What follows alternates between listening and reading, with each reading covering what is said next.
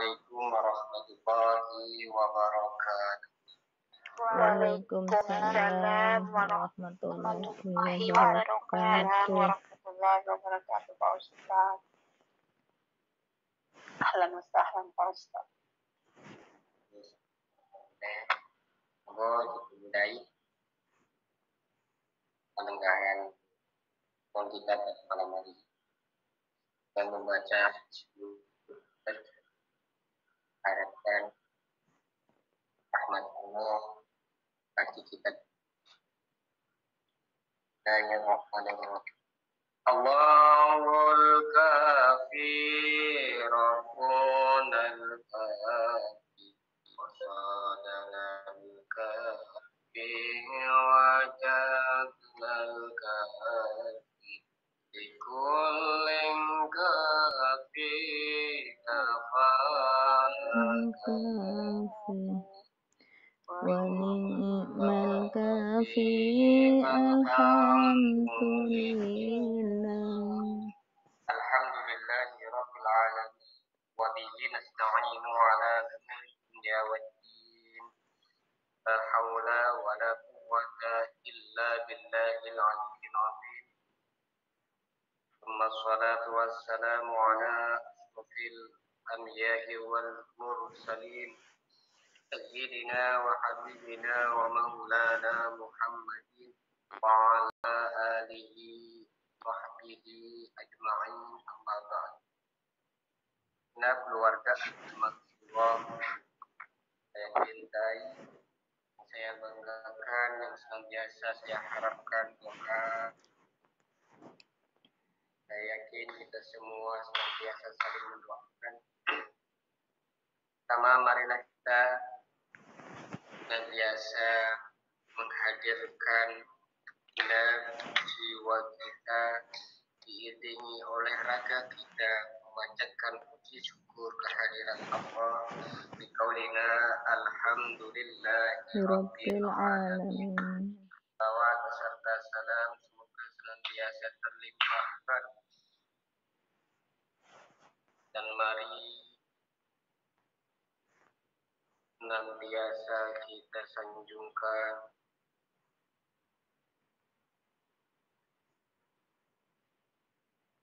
pada junjungan kita Nabi Agung Muhammad sallallahu alaihi wasallam serta para sahabat, keluarga dan pengikutnya ila yaumil qiyamah.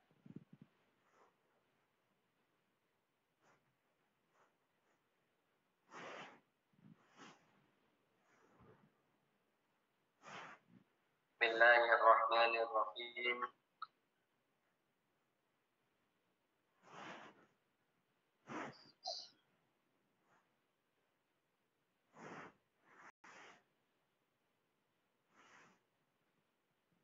Kita semua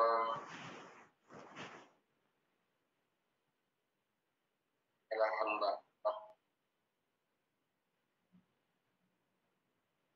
dan predikat yang paling dibanggakan oleh baginda Nabi Agung Muhammad sallallahu alaihi wasallam adalah predikat sebagai seorang hamba.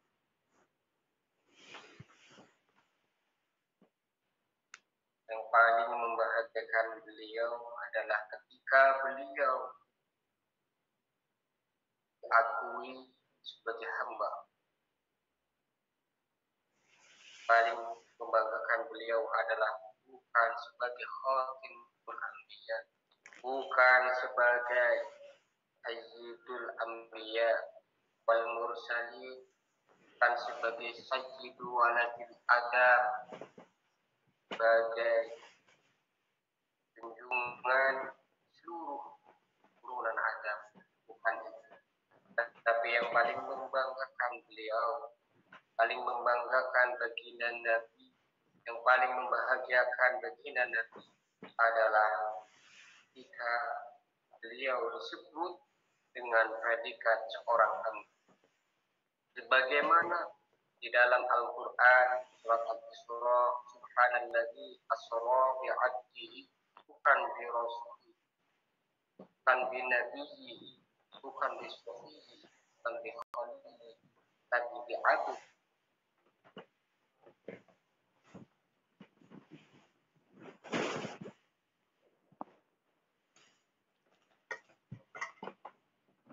Jika seorang hamba ketika benar-benar diakui oleh Sang Penciptanya sebagai hamba yang semestinya sebagai hamba, sehingga disebut sebagai hamba oleh Sang Khaliknya, itu adalah suatu yang paling tinggi nilainya dalam hakikatnya. Karena itu, wahai keluargaku, mari kita semua berjuang untuk mendapatkan predikat hamba. Semampu kita, dan tata caranya sebagaimana Allah berikan pelajaran kepada kita melalui nabinya. Ya ayyuhalladzina amanu kulu min thayyibati ma razaqnakum wa'malu shalihan. Agar kita bisa menjadi seorang hamba, kita harus menjadi seseorang yang senantiasa beramal soleh. Amal soleh itu amal apa? Amal soleh itu adalah amal yang sesuai dengan keadaan, kebaikan yang sesuai dengan keadaan, sesuai dengan tempat, sesuai dengan waktu. Itu adalah amal soleh. Amal baik yang sebenar-benarnya amal baik. Amal baik yang tidak kurang, amal baik yang tidak berlebih. Yang sesuai dengan keadaan, sesuai dengan tempat, sesuai dengan waktu, dan sesuai dengan kemampuan. Adalah amal soleh. Untuk bisa benar-benar beramal soleh, dalam Al-Quran, Allah senantiasa mendahului amal soleh dengan perintah kulu min thayyibati ma razaqnakum.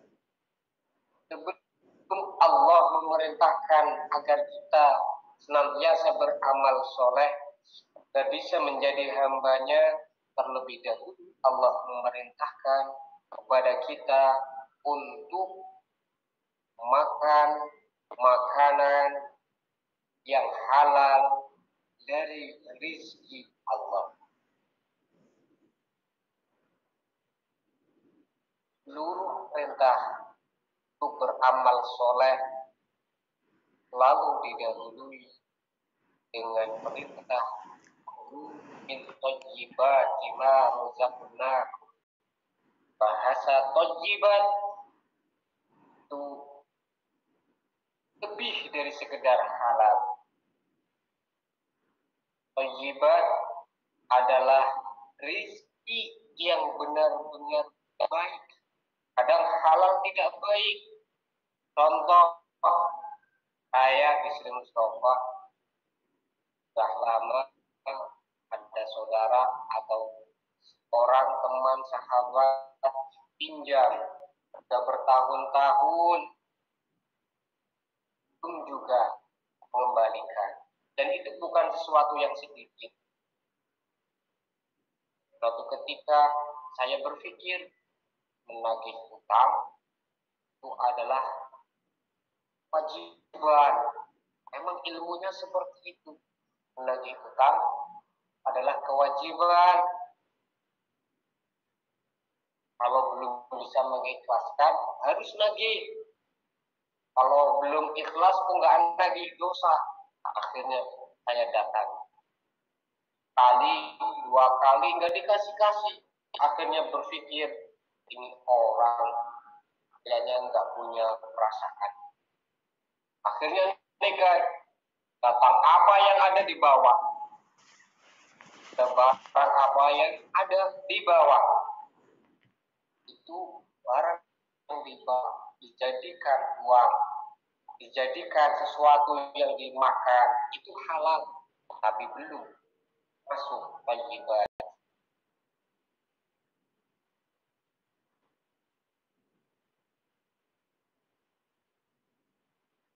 Lebih lagi, saya punya banyak buah-buahan, ada gandul, pepaya, jeruk. Suatu ketika saya ada satu buah yang begitu menyenangkan dilihat. Tiap hari dilihat. Ketika sebentar lagi tiba waktunya, benar-benar matang, benar-benar masak. Ada saudara, ada tetangga, tiba-tiba meminta buah yang itu juga. Akhirnya saya larang. Ini sudah lama saya tunggu-tunggu. Buah ini sudah lama saya tunggu. Ingin sekali saya memakannya, Bu. Mohon maaf. Dan kita tahu ibu ini benar-benar ingin. Saudara kita benar-benar ingin. Tetangga kita benar-benar ingin. Akhirnya kita nggak mau mengalahkan keinginan kita dan kita memakannya. Itu juga masuk kategori thayyibat. Halal, tapi belum thayyib.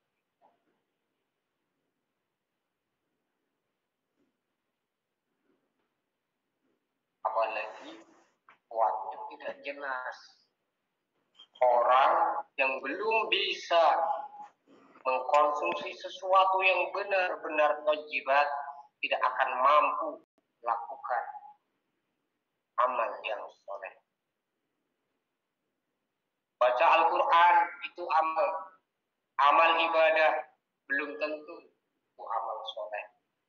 Jika tidak sesuai dengan kemampuan, tidak sesuai dengan tempat, waktu, dan keadaan. Kadang istri sudah ditunggu di kamar sama suami seharian, enggak, kerjaan sangat harus segera, darurat mendesak harus diselesaikan. Hampir balapan suami bekerja. Malam-malam tahu, istri tahu ini papa kayaknya sangat penuh. Tapi sang istri punya kebiasaan habis isya tadarus 1 juz. Pada malam itu dia tahu dan papa juga sudah memberikan sinyal kalau lelah dan ingin sedikit diberi sentuhan, ingin dipijitin kalau sebentar. Tapi papa juga tahu kalau istrinya punya aktivitas, makanya dia hanya memberikan sinyal. Tapi sangat mengharap kedatangan. Tapi sang istri mendahulukan membaca Al-Quran. Itu adalah ibadah dan baik, tapi belum amal. Benar-benarnya amal. Baca Al-Quran pun ibadah, tapi belum tentu menjadi amal soleh.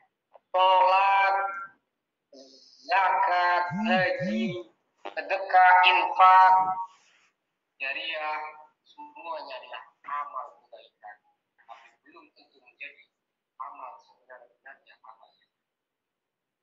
Amal yang soleh adalah amal yang lahiriahnya, madahnya, zatiahnya adalah sesuatu yang diperintahkan, baik secara mengharuskan ataupun sekedar dianjurkan, pasti amal soleh. Tapi jadinya benar-benarnya amal soleh harus disesuaikan dengan keadaan, kemampuan, waktu, dan tempat. Ada tarikan, bantuan bencana alam, ada bantuan, ada panitia, bangunan masjid, pesantren, atau bantuan bencana, mampunya hanya 10.000. tapi maksa dia ngasih 20.000 kubur amal soleh.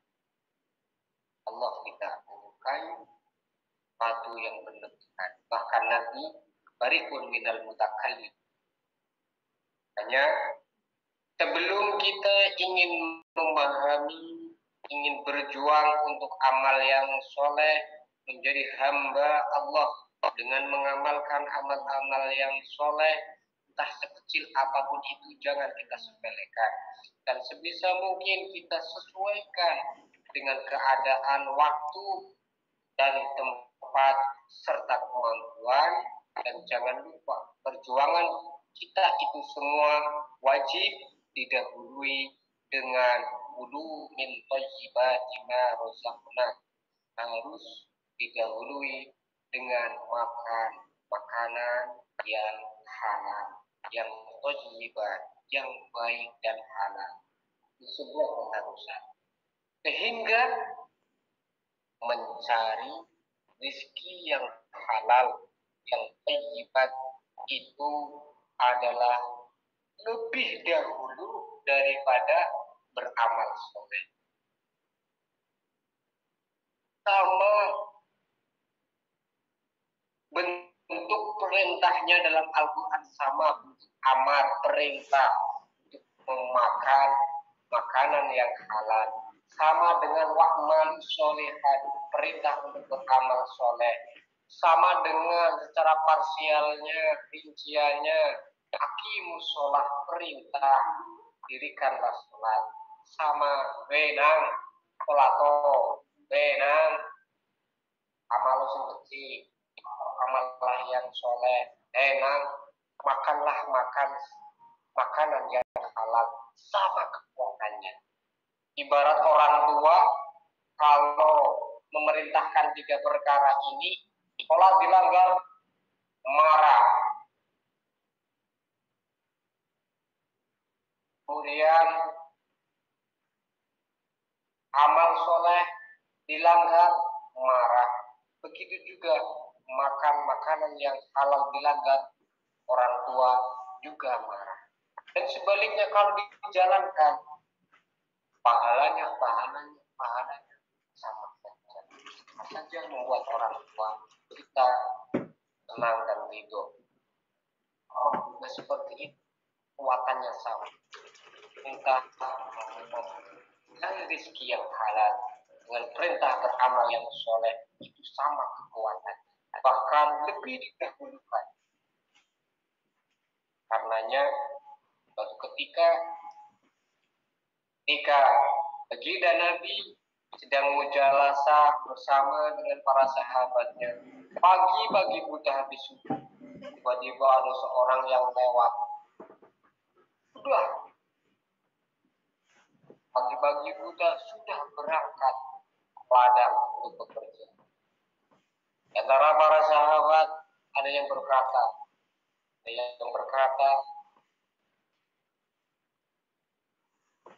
apa yang dia lakukan pagi-pagi seperti ini, sudah mau bekerja.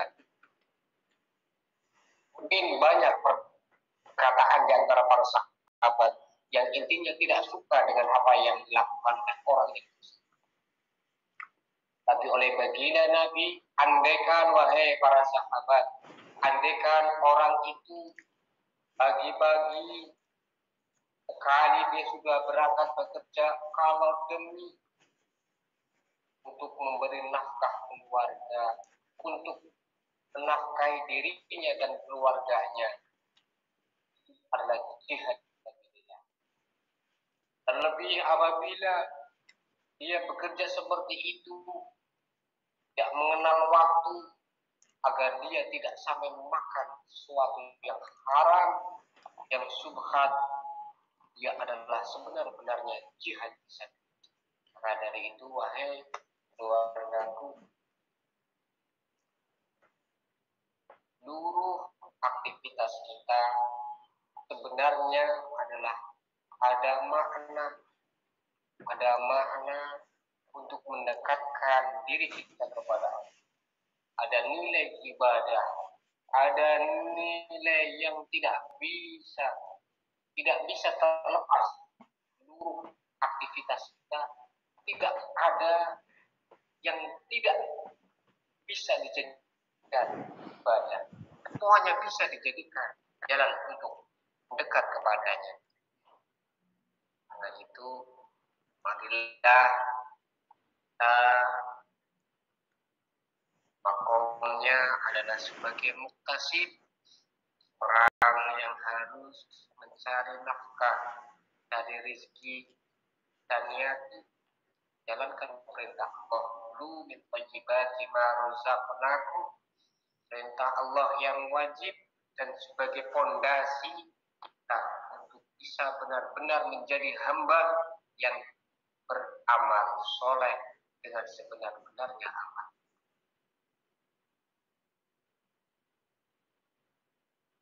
Selanjutnya, mari kita kembali kajian fikih kita dan Safinatun Najah, lanjutkan pembahasan cara rinci rukun-rukunnya sholat. Niat sudah, takbiratul ihram sudah, kemudian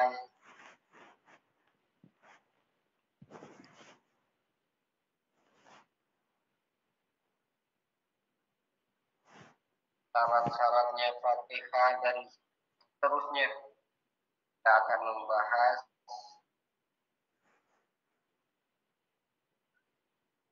tasdidatul Fatihati. Sudah ya, Mi? Sudah, Mi? Mi?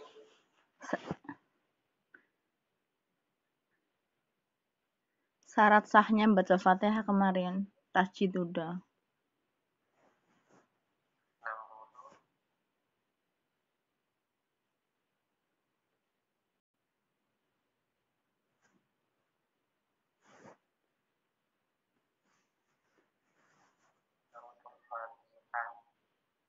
Tasdidnya Fatihah sudah ya, Mi ya? Belum Belum? lengkap kemarin Fatihahnya aja, syarat sahnya baca Fatihah jangan terputus dan itu aja.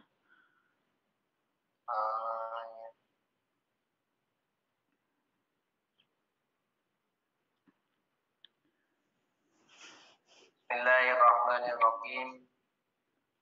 Udah. Bismillahirrahmanirrahim. Faslun tasdidatul Fatihah. Arba'a asyaratan. Tasdidnya surat Al-Fatihah huruf ada 14. Bismillahirrahmanirrahim. Billah ada di atasnya lam. Bismillah. Ar-Rahmani Fakorro. Ar-Rahman. Tasdidnya ada di atas. Ar-Rahim ada di atasnya roh lagi. Alhamdulillahi faqala min jalalah. Alhamdulillah. Tasdidnya ada di atas lam lafaz Allah. Bil alamina faqal ba'i. Rabbil alamin. Tasdidnya ada di atasnya ba. Ar-Rahmani faqra. Di atasnya roh pada lafaz Ar-Rahman. Ar-Rahim faqra juga. Dan di atasnya roh. Ar-Rahim. Ar-Rahim. Maliki yaumiddin. Maliki yaumiddin. Faqaddam. Maliki yaumiddin. Tasdidnya ada di atasnya huruf dal. Iyyaka na'budu faqal ya'i. Iyyaka tasdidnya ada di atasnya huruf ya. Iyyaka nasta'in faqal ya. Juga di atasnya ya, tasdidnya lafaz iyyaka nasta'in. Ihdinas siratal mustaqim faqal shadid. Ihdinas siratal mustaqim ada di atasnya lafaz shad. Shadnya lafaz siratal. Ihdinas siratal. Ihdinas siratal. Kemudian siratal ladzina faqal lami ada di atasnya lam. Siratal ladzina. أنعمت عليهم غير المغضوب عليهم ولا الضالين فقط ضالي ولا الضالين. Ada di atasnya bod dan juga ada di atasnya lam. Bismillahirrahmanirrahim. Faslun yusannu raf'ul yadaini bi arba'ati mawadi'ah. Kita lanjutkan selanjutnya. Disunatkan mengangkat kedua tangan ketika sholat. Disunatkan mengangkat kedua tangan pada 4 tempat. Ada 4 tempat, 4 keadaan disunahkan kita mengangkat kedua tangan. Yang pertama, inda takbiratul ihrami. Yang pertama adalah ketika takbiratul ihram. Allahu Akbar. Yang pertama.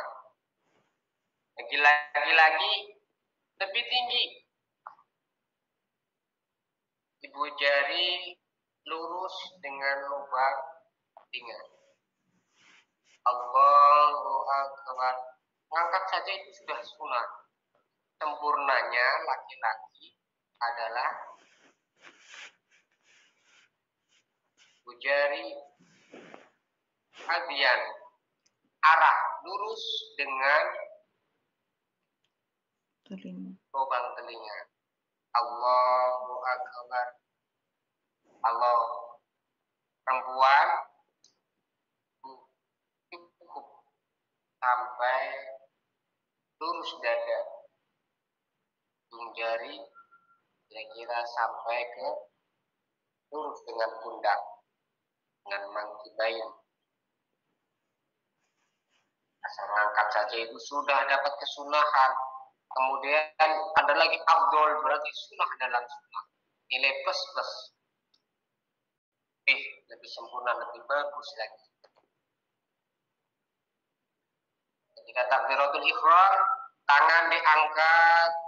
Ini ujung jari. Ajaran ulama-ulama kita, jari-jari kita itu akan direnggangkan agar seolah-olah masing-masing seluruh anggota kita sholat sendiri-sendiri, takbir sendiri-sendiri. Hidungnya agak sedikit dipengkelungkan agar menghadap ke kiblat. Allahu Akbar. Kemudian wa'in dan ruku'i, yang kedua ketika ruku. Assalamualaikum Pak Ustadz, maaf boleh buka videonya Pak Ustadz? Maksudnya biar kita tahu kalau takbir itu seperti apa. Oh iya. Maaf. Iya Mbak, gak apa-apa enggak. Yang benar. Terima kasih. Mohon maaf, ini gelapkan, nggak ada yang lihat. Terlihat kok Pak Ustadz. Lihat ya. Yang gelap itu bukan tempatnya, yang gelap itu saya mungkin. Ya, benar. Sepertinya iya. Untuk laki-laki, angkat kedua tangan, asal mengangkat saja, itu sudah asal sunnah sudah didapatkan. Sudah dapat nilai. Kalau yang kita cari itu nilai, kita dapat nilai. Tapi yang afdol adalah ujung ibu jari arah dengan lubang telinga. Allahu Akbar. Ini kalau laki-laki. Dan ketika turun, yang dahulukan adalah yang kanan. Allah sampai ke sini tunggu, yang kiri nyusul. Kemudian seperti ini. Nah, yang kanan atasnya yang kiri. Tapi ketika turun, Allahu Akbar, Allahu Akbar, kanan dulu, pilih oleh kiri.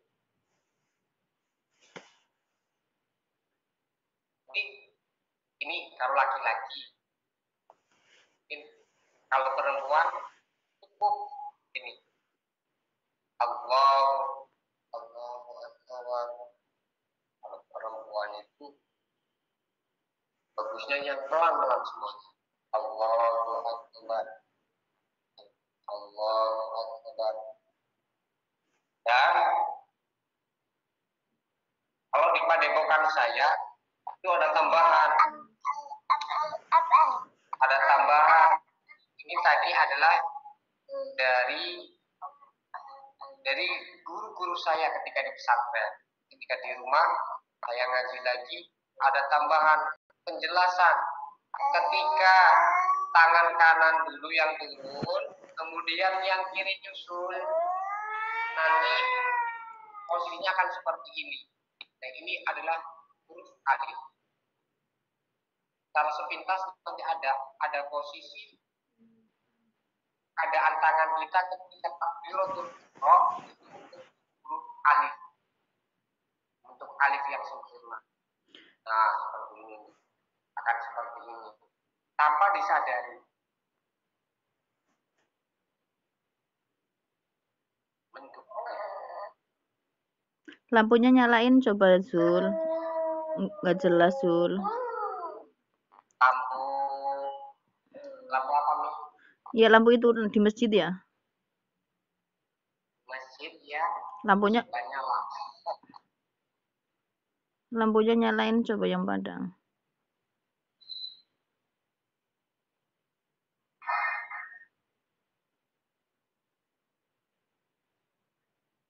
Oh, baru tahu ternyata kalau diturunin berbentuk alif ya. Iya. Coba dipraktekkan, nampak enggak? Allah Akbar. Allah. Ini. Kurang ke bawah, kurang naik tangannya, kurang naik, ketutupan itunya, kurang sempurna. Ini kameranya maksudnya. Kameranya. Nah, kameranya. Allahu Akbar. Allahu Akbar. Nah, ini Allahu Akbar. Ini seperti ini Umi. Nah.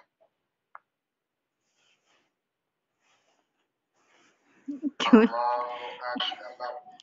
Ketutupan. Ketutupan jangan anak lanang, jangan anak lanang. Sampai bagus. Aku mau tekut yang dulu tangan di ketutupan jangan.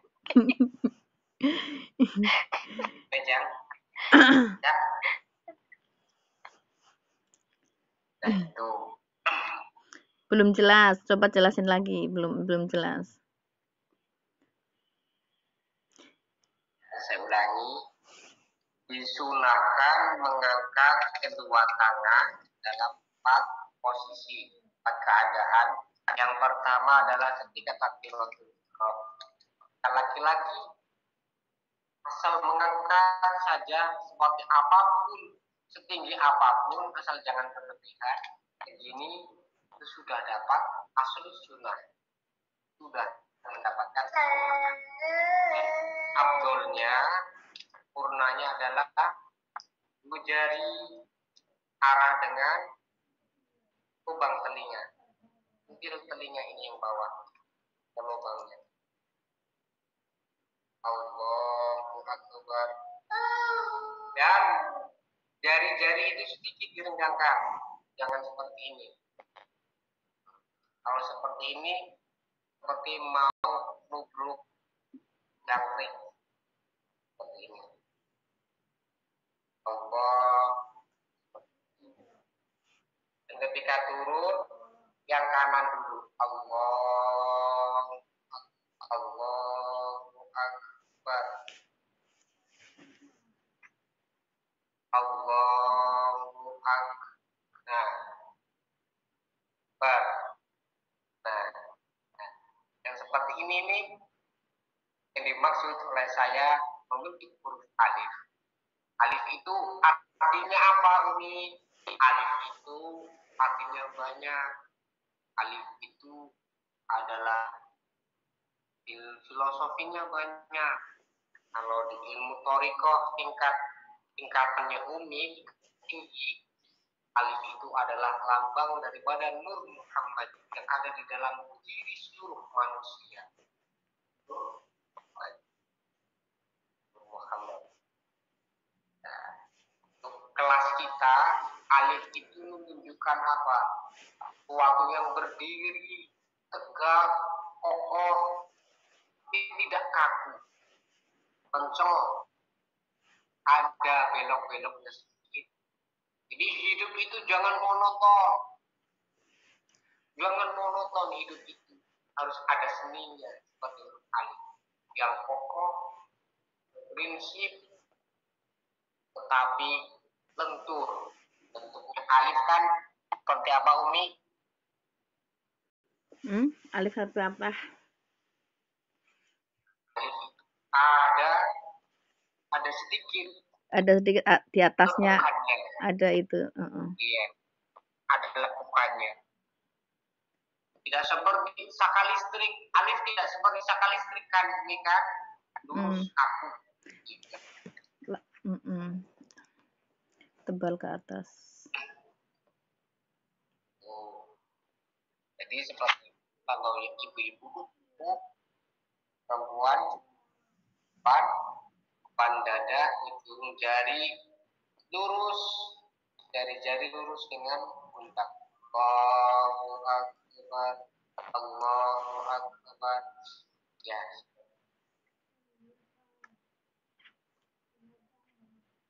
Kemudian wa'indar ruku, dan ketika ruku juga disunahkan mengangkat kedua tangan. Seperti tadi sama juga. Lagi ya. Allahu Akbar. Perempuan, Allahu Akbar, mengangkat kedua tangan.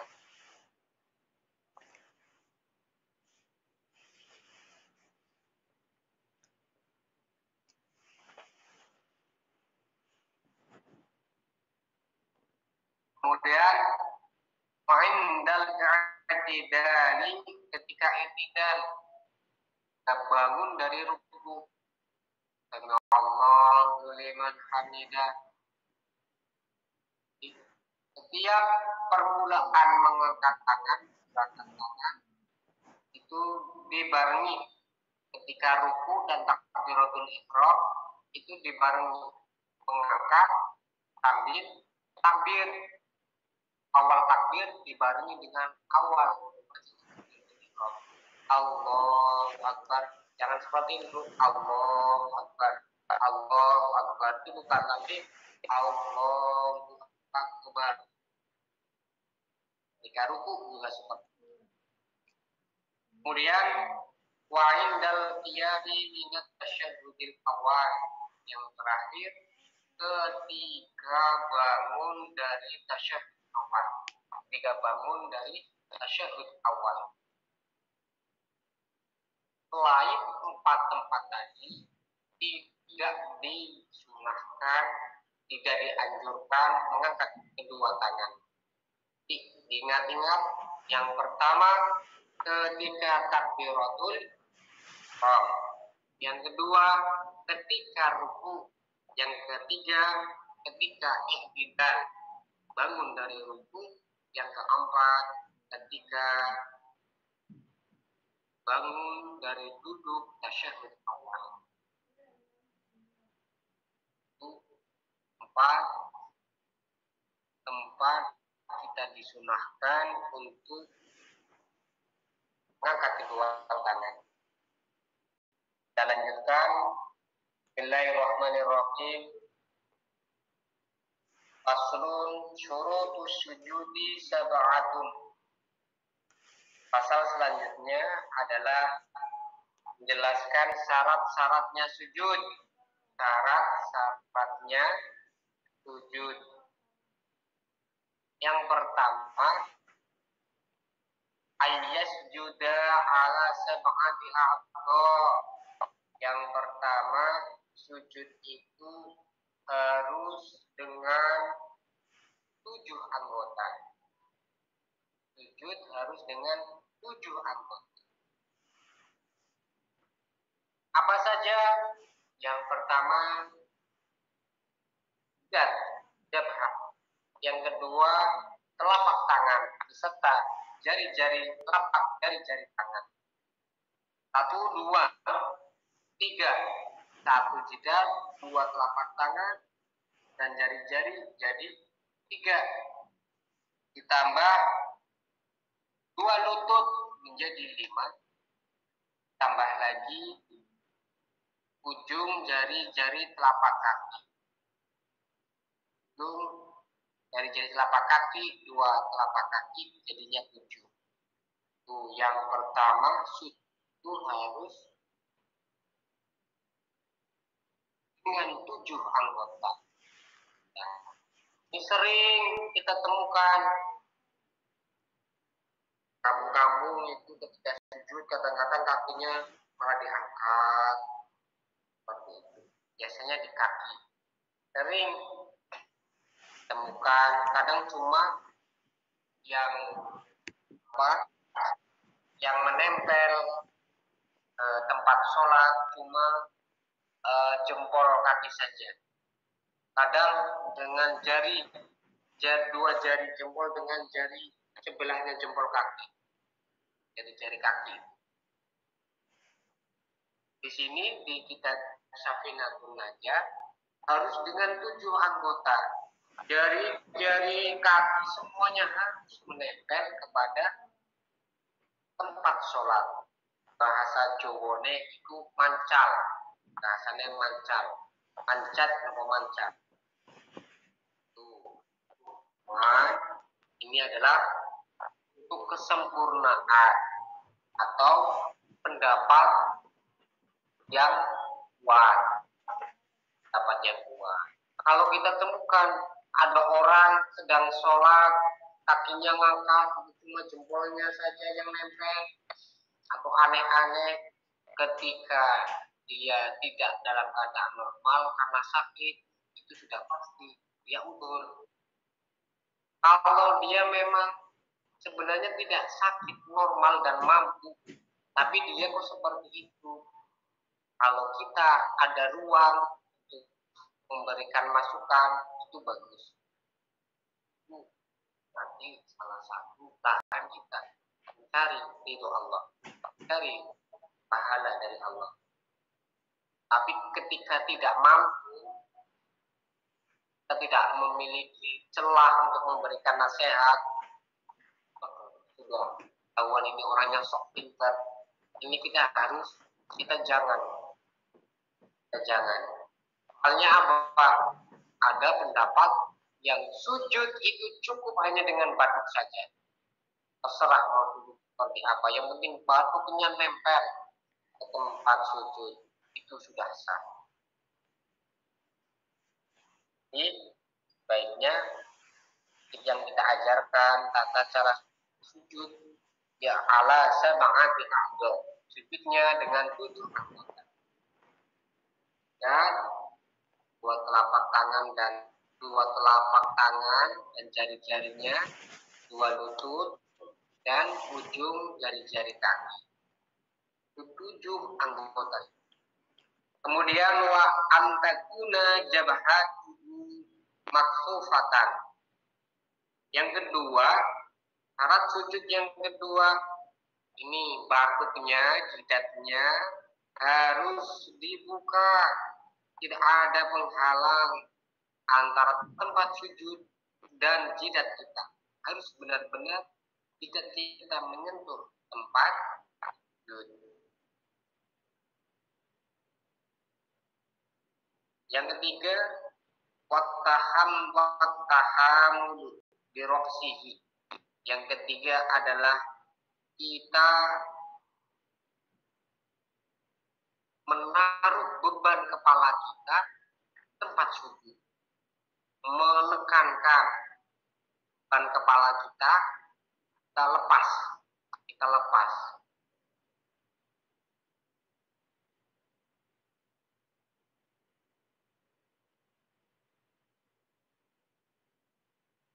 Ketika sujud, beban kepala kita lepas. yang tidak sakit. Kalau ada jerawat di jidat ya ditahan. Yang penting menekan. Tapi yang lebih baik lepas tangan, jangan menahan. Tangan jangan menahan. Lepaskan. Kita tumpahkan segala-galanya di situ, di sudut kita. Yang ada di kepala kita, yang ada di hati kita, yang tergelonjor. Kita tumpahkan di situ. Jangan ditahan. Kan ada yang sedikit ditahan, jadi tidak terlalu menempel, kurang puas. Tapi kalau dilepaskan, turunkan tangannya, akan benar-benar beban kepala semuanya tertumpu pada jidat. Itu yang ketiga, watahamul birot. Kemudian yang keempat, wa'adamul hawi liwerihi. Jika turun untuk bersujud tidak ada tujuan lain kecuali memang untuk sujud. Jika sujud, pas mau sujud, pas uangnya ada sesuatu yang jatuh, tapi dia ngambil sesuatu yang jatuh dan dia juga ingat, oh saya saatnya sujud ini pas banget, dilangsungkan untuk sujud, itu tidak boleh. Seperti itu gambarannya. Kita turun dari berdiri, dari iktidal ke sujud, itu turunnya itu harus murni sujud, tidak boleh untuk tujuan yang lain. Seperti apa? Sahih dalam ibadah haji itu juga seperti itu. Tidak boleh ada sesuatu yang memalingkan tujuan. Tujuannya untuk syaki. Ketika selangkah dua langkah tujuannya untuk mengambil air minum di tengah-tengah syaki, itu batal, harus diulangi dari awal dia berubah niatnya. Dan nilai itu dalam syaki. Kalau dalam sujud di sini temurun perjalanan dari atas ke bawah menuju sujud, tujuannya harus, tidak boleh tujuan yang lain. Wa alla yasjuda ala syai'in yataharraku biharkatihi. Dan yang kelima adalah tidak boleh sujud di atas sesuatu yang bergerak ketika kita bergerak. Sujud di atas tangan kita. Ini dulu ketika masih kecil sering ketika sujud itu pakai tangan. Jadi jidatnya ditaruh di tangan. Soalnya apa? Pas waktu saya masih kecil itu tempat ngajinya itu pakai apa ya, di musola itu masih diplester. Itu sudah banyak yang bluduk, sudah kotor. Karena takut kotor, karena nggak bawa sejadah, akhirnya sujudnya pakai tangan. Disabet sama Pak itu. Salah. Duduk, Pak Kiai duduk. Atau dengan apa sujudnya serban kita itu panjang. Mukenanya itu apa? Mukenanya, lengannya itu panjang, mukenanya. Kemudian dijadikan tempat untuk sujud. Jadikan remek sujud ketika sujud itu tidak boleh. Pokoknya jidat harus menempel kepada tempat sujud, tidak boleh menempel kepada sesuatu yang bergerak ketika kita bergerak. Nah, itu kalau sholatnya di amben, tahu amben nggak? Amben yang pakai pelupuh itu apa ya? Pelupuh itu bambu yang jadi papan itu kan gerak sedikit aja juga bergerak semua. Itu sah atau tidak? Rumah lain maksudnya. Kalau yang seperti itu tetap sah saja.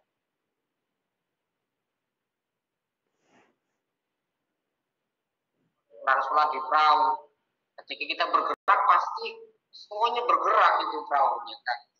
Lain, ini maksudnya sesuatu yang kita pakai, sesuatu yang kita pakai. Kemudian yang keenam, wartifa'u asabihi ala a'alihi. Nah, yang keenam ini kita harus mengangkat pantat kita, sesuatu yang rendah, mengangkat pantat dan menurunkan kepala, pundak dan kepala. Jadi pantat kita harus di atas pundak dan kepala kita ketika sujud. Dalam keadaan normal. Kalau sudah tidak normal, seperti sholat saking penuhnya berdesak-desakan, kadang sujudnya sekenanya. Dalam keadaan normal, pantat harus diangkat, jangan deprok seperti kambing sedang kelelahan, deprok. Jadi kepalanya ditundukkan, pantat diangkat lebih tinggi dari pundak dan kepala. Yang terakhir, waktu makninatu fihi. Syarat yang ketujuh dari sujud adalah tumakninah.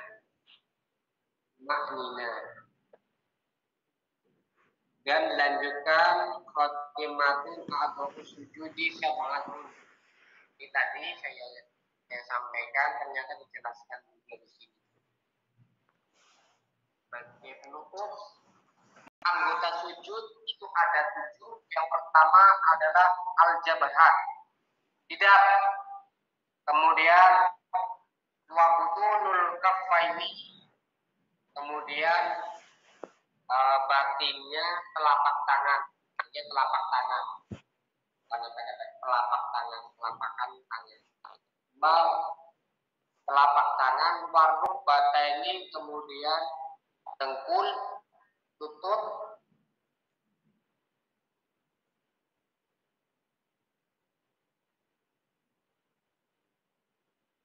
kemudian wabutunu asobiya rijlain, dan telapak dari jari kaki. Seperti saya sampaikan tadi, 7 anggota sujud. Yang pertama jidat, 2 telapak tangan, kedua lutut, dan ujung jari-jari kedua kaki. Alhamdulillah, kita menyelesaikan 3 fasal dan 1 khotimah dan santri pintar.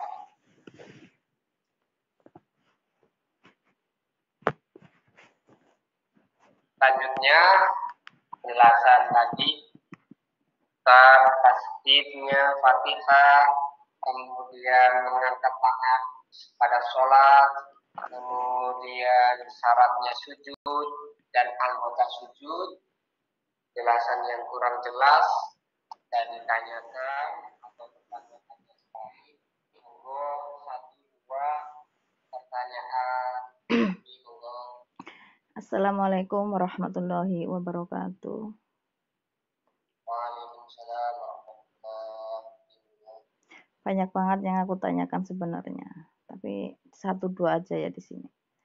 Pertama-tama adalah fenomena yang sudah terbiasa dan saya juga sering mengalaminya dan melihatnya di setiap kita berjamaah. Karena dalam memang tadi udah dijelasin ya, tapi biar kita benar-benar faham dan meyakini kalau itu kesalahan. Nah, seperti biasa kalau di kampung-kampung, kalau orang berjamaah lah, kebanyakan ternyata, mungkin banyak yang belum mengetahui, ternyata kalau kita menggunakan mukna potongan, ya, mukna potongan, saya kan juga termasuknya yang suka menggunakan mukena potongan. Kadang-kadang sujud kita itu taruh ke mukna gitu loh. Dan banyak sekali ya mengalami seperti itu, samping kanan, kiri, belakang, sering mengalami seperti itu. Ternyata itu benar-benar harus dihindari ya, Tad. Iya, Mi, benar, Mi. Nah, itu satu. Alhamdulillah udah jelas. Terus keduanya apa tadi ya? Mau ngomong apa lupa. Nah, yang keduanya ini melenceng dari bab sholat. Mungkin ada teman nanti yang mau menanyakan lagi. Kedua, yaitu seperti kami yang di perantauan, masalah halal haram, subhat, dan lain sebagainya. Masalah itu. Karena seperti kami, orang-orang yang di luar, kerja di luar Cina, bersama orang-orang yang di Cina lah intinya ya, makan makanan kebanyakan kan memang mayoritas kan non muslim, jadi makan ayam, daging apapun itu tanpa mengucapkan lafaz Allah. Nah, di situ kadang-kadang kan majikan masak nih, masak kuah atau masak apa, tapi ada dagingnya, tapi bukan daging babi. Kalau daging udah jelas ya najis. Tapi kadang-kadang kan ayam itu kan memang udah bukan halal lagi karena sembelihan tanpa menyebut nama Allah. Tapi kadang-kadang nih ya ada yang memakan lah kan ini makanan ayam tapi apa ya digabungin dengan sayur lainnya nih. Ya udahlah nggak apa-apa saya makan sayurnya aja. Dagingnya saya nggak makan. Tapi itu udah dimasak satu wadah sama ayam tersebut. Nah, itu penjelasannya biar teman-teman dan Umi pribadi biar memahami. Silahkan dijelaskan Tad masalah itu Tad. Ya, terima kasih Umi. Untuk yang pertama, masalah mukena potongan tadi jelas masuk dalam pembahasan kalau ketika sujud jika kita menempelnya mukena jelas tidak dibenarkan, tidak memenuhi persyaratan sujud sehingga sujudnya tidak sah dan tentunya sholatnya tidak sah. Ini darurat. Kalau ada melihat yang seperti itu, sebaiknya kita kasih tahu dengan cara yang paling bagus. Bukti cara itu paling bagus adalah apa? Ketika dia tidak mau mendengarkan, kita tetap ikhlas. Itu buktinya Umi. Kalau belum ikhlas, caranya itu belum bagus. Ya, dan insyaallah. Kemudian yang kedua, masih terkait mukena potongan. Ini mohon maaf, saya belum pernah pakai mukena. Cuma katanya penelitian, kalau mukena potongan itu ketika dalam keadaan ruku dan sujud itu dari bawah ke buka. Bukan dari bawah, dari tengah-tengah potongan mukena itu, lengan, leher itu terbuka, kelihatan. Kalau ruku ngelambreng ya, ini agak buka, iya, dari bawah naik ke atas. Kalau bisa kelihatan. Oh iya kalau benar seperti itu, bisa kelihatan dari bawah perut, ya dari bawah perut bisa kelihatan, dari pusar ke atas itu buka, lengan, kemudian atau leher itu tidak bisa dibenarkan. Nah itu tidak memenuhi standar menutupi aurat. Wanita itu sholat tidak diperintah pakai mukena, tidak, diperintahnya menutup aurat. Pakai mori juga boleh sholat, yang penting menutup aurat. Auratnya wanita dalam sholat seperti apa? Kemarin selain wajah dan telapak tangan, efek-efek tangan, bukan telapak, efek tangan. Ini mulai pergelangan tangan sampai ke ujung jari ini boleh terbuka. Yang penting selain wajah sama efek-efek tangan ini tertutup. Mau pakai mukena, mau pakai sarung, atau mau pakai daun juga boleh. Pakai daun boleh, Mi. Seperti ceritanya Ibu Hawa yang diturunkan dari surga itu, yang penting menutup aurat. Orang. Tidak ada aturan sholat wanita harus pakai mukena, tidak, bebas, yang penting menutup aurat. Ini sudah pakai mukena tapi itu tidak menutup aurat, cuma berarti belum memenuhi standar menutupi aurat. Yang harus ditutupi aurat itu dari mana? Aurat yang harus ditutupi itu dari atas, kemudian dari samping, dari depan, belakang. Kalau dari bawah, dari ujung kaki tidak. Tidak, makanya cuma pakai celana pendek, kemudian pakai sarung. Kalau dilongok dari bawah kan masih kelihatan nih, tutupnya pahanya masih kelihatan. Tapi adatnya yang harus ditutup itu adalah dari samping, depan, belakang, atas.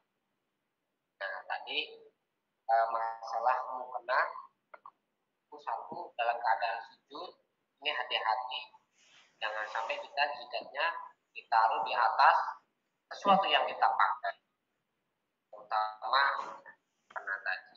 Kemudian tambahan mukena juga, mukena yang potongan kalau tidak memenuhi ketentuan menutupi aurat, berarti saya mohon jangan dipakai. Masih cakepan pakai mukena yang dari atas sampai bawah. Kemudian yang kedua, pertanyaan ini masalah daging dari binatang sembelihan yang kita meyakini seperti itu ya Mi. Kita meyakini, hati kita tidak bisa dibohongi, hati kita tidak bisa dibohongi bahwa yang menyembelih ini orang yang tidak mengenal wudhu, bahasa orang tua kita, bukan orang Islam, ya, juga bukan ahli kitab. Yang halal sembelihannya adalah satu sama Islam, dua ahli kitab, orang Kristen yang masih berpegang pada Alkitab, pada Injil yang asli, pondok atau apa gitu. Kalau ahli kitab itu masih halal sembelihannya, dan juga orang Islam. Kalau kita meyakini ini adalah asli sembelihan non Muslim dan bukan ahli kitab, kita berarti statusnya bagi agama kita, bagi kita pemeluk Islam itu tidak boleh dimakan sama sekali. Dan ketika barang yang hewan yang halal dagingnya ketika disembelih dan sembelihannya tidak memenuhi persyaratan, maka statusnya itu adalah bangkai. Haram, ban halal. Iya, haram dan najis, tidak boleh dikonsumsi segala sesuatu yang menempel pada dirinya. Basah-basahnya, sopnya, sayuran yang dimasak bareng dan menyatu itu menjadi mutan najis. Itu setahu saya.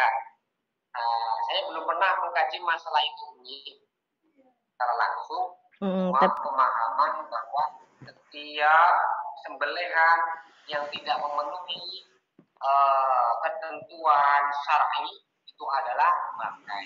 Ketika sudah bangkai berarti tidak boleh dimakan. Ya, hukumnya bangkai.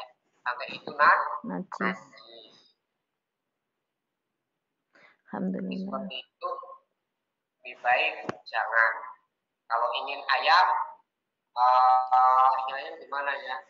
Dia minta disembelihin sama orang yang tahu bismillah, orang yang Islam. Orang Islam seperti itu. Atau nyembelih sendiri atau bawa ke rumahnya Umi Banat. Di sini emang nggak ada kayak gitu, udah nggak ada tempat kecuali di kampung-kampung. Di luar negeri mah nggak kayak di kampung Indo, tapi ya ada, sebenarnya ada. Allah itu selalu memudahkan kita yang mau berusaha. Daging halal itu banyak, yang penting ya memang harganya 2 kali lipat, tapi ya nggak apa-apa sih menurut Umi sih. Karena gini, masalahnya di sini adalah kebanyakan yang kerja sama majikan. Kadang-kadang ini banyak yang belum tahu, mungkin ya belum tahu, dalam arti masak sama majikan, masak apa, masak sop apa, umpamanya dicampuri ayam, ya ayamnya itu kita kan nggak makan gitu umpamanya ya, Pokoknya yang benar-benar menghindari ya, yang benar-benar udah menghindari dari hal-hal yang sembelihan tanpa menyebut nama Allah. Tapi kadang-kadang masih mengonsumsi makanan yang masih dimasak sama itu, kayak gitu loh Tan, yang di gitu. Jadi mudah-mudahan ini pertanyaan ini bisa bermanfaat bagi teman-teman yang lainnya gitu. Itu juga itu secara mestinya seperti itu ya Umi ya. Tapi nanti saya juga kaji lagi ya Umi ya. Bagaimana shopnya, soalnya keadaannya di sana biasanya potongnya sudah pakai mesin ya Mi ya. Iya, kalau di itu. Tapi kalau mau ada daging halal di daerah Hong Kong, Taiwan itu udah ada halal.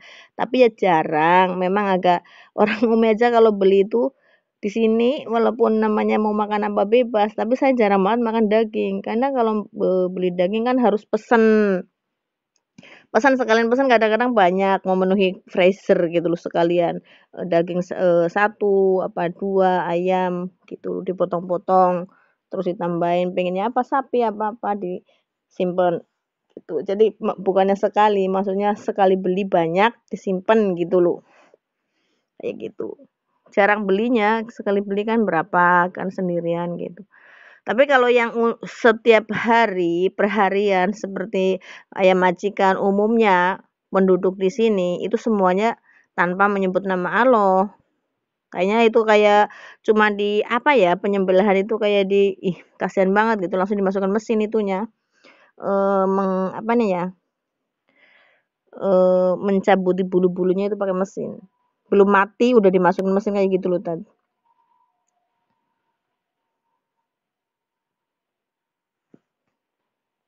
Mana Mi yang terakhir Mi? Iya, seperti Ustadz bilang tadi, dimasukin ke mesin gitu loh. Jadi nggak seperti kalau kita kan suruh mati dulu nih, ya, disembelih, dibiarin sampai mati dulu, baru cabutin bulunya. Kalau di sini enggak, langsung klekek, langsung dilempar ke mesin. Oh iya. Itu sementara jawaban saya seperti itu Mi. Ya, terima kasih. Sementara ya hati-hatinya kita jangan sop sayur yang dimasak garam dari sembelihan pakai mesin yang melakukan adalah yang menjalankan bukan sekeyakinan dengan kita, jangan dulu. Nanti saya kaji lagi lebih jelasnya, lebih pastinya. Ya, Mestinya seperti itu, harusnya seperti itu jawabannya. Tapi nggak tahu karena hukum itu kadang-kadang dalam keadaan tertentu itu bisa lebih. Nah,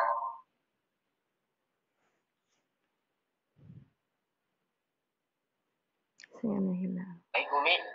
Ya, terima kasih. Teman-teman, siapa tahu ada yang mau nanya. Oh ya tadi mau nanya nih. Masalah sholat juga. Kan gini, sholat biasanya kalau yang lupa itu kan harus menggunakan sujud sahwi ya.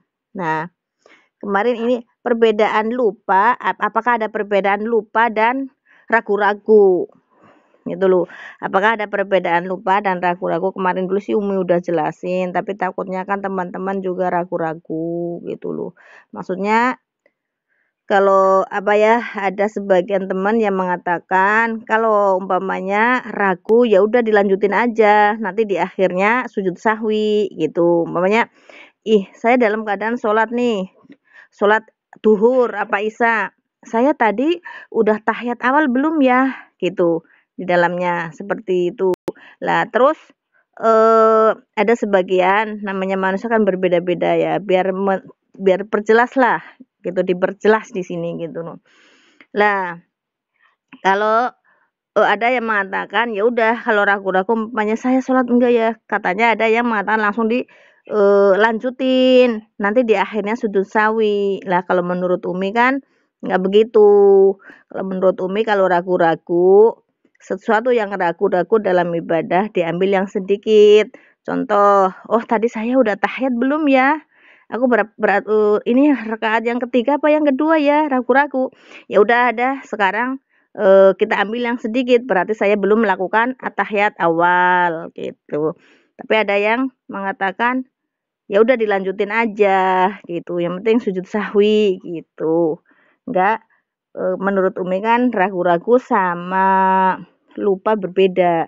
Coba sekarang penjelasan jadi Ustadz, monggo silahkan. Ya, terima kasih Mi. Yang pertama, pertanyaannya intinya dalam konteks sujud sahwi, permasalahan ragu-ragu sama lupa sama atau tidak, yang seperti Iya, Nah, sebenarnya kita langsung terapkan dalam permasalahan pertama bilangan rakaat. Soalnya yang menyebabkan dianjurkan untuk sujud sahwi kan karena ada 7 secara rinci.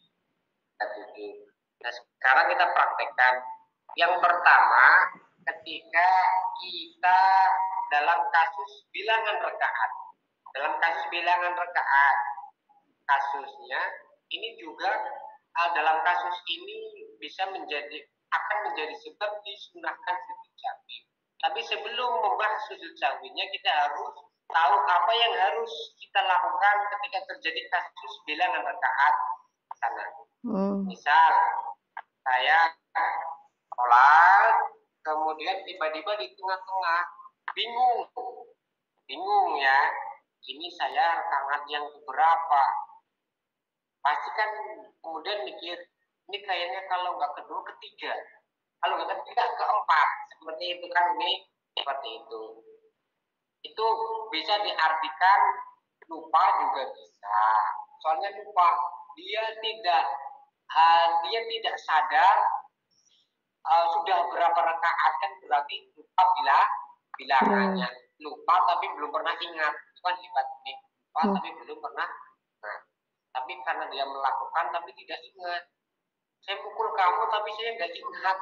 Kan seperti itu kan aneh nih. Itu ada dalam sholat memang luar biasa. Ketika ya bisa bahasanya sama lah, bahasanya bebas, mau dikatakan lupa, ya bisa dikatakan ragu-ragu juga bisa. Dia ragu antara 4 atau 3, berarti dia ragunya di 4. 3-nya itu pasti. Aku punya uang kalau nggak 1.000 2.000, pasti 1.000 pasti, 2.000 belum tentu, kan seperti itu. Ya, kalau yang sedikit itu lebih pasti. Soalnya apa? Kalau yang dua ada, berarti yang 2.000 ada, berarti 1.000 lebih ada. Ada 2.000 malah, bukan 1.000 saja. Seperti itu. Nah, ketika ragu-ragu atau lupa dalam bilangan rakaat, itu yang kita ambil, benar kata Umi, harus yang paling ketika kita ragu antara 4 dan 3, berarti yang ragu itu 4, 3 yakin. Ragunya antara 3 dan 4, berarti 4 ragu, 3 yakin. Seperti itu. Kalau 2 sama 3, berarti 3-nya ragu, 2-nya yakin. 1 lebih yakin lagi, sudah 1 rakaat sudah saya lakukan, 2 rakaat saya yakin, tapi ini yang ketiga atau yang kedua ya, yang ketiga ini yang ragu, maka kita ambil yang 2. Cara ragu ini 2 atau 3, berarti ketika zuhur sampai 2 rakaat, ambil baru 2 rakaat. Seperti itu. Nah, nanti di akhir sholat sebelum salam kita sujud sahwi. Disunahkan sujud sahwi. Nah, itu satu dalam kasus masalah rakaat. Yang kedua dalam kasus tahiyat. Dalam tahiyat setiap meninggalkan sunat abad itu juga disunahkan untuk sujud sahwi. Nah, tahiyat itu kalau benar-benar lupa, ya itu diterusin benar. Rakaat yang kedua, sholat 3 atau 4 rakaat, itu di rakaat yang kedua langsung berdiri, lupa, ya Allah saya lupa, belum tahiyat awal, maaf ya Allah. Andai kan seperti itu, ya terusin aja, jangan kembali duduk untuk tahiyat awal. Ini nanti akhir sebelum salam dijabru, ditambal sulam dengan sujud Sahwi. ya itu. Begitu juga ketika sengaja meninggalkan tahiyat awal atau meninggalkan kunut pas kesiangan sholat, malu karena banyak tamu saat itu, pura-puranya sholat duha, nggak pakai kunut lah biar dikira sholat duha. Saya kelasnya masih malu ya Allah kalau ketahuan kesiangan. Nggak apa-apa, izin dulu sama Allah. Sholat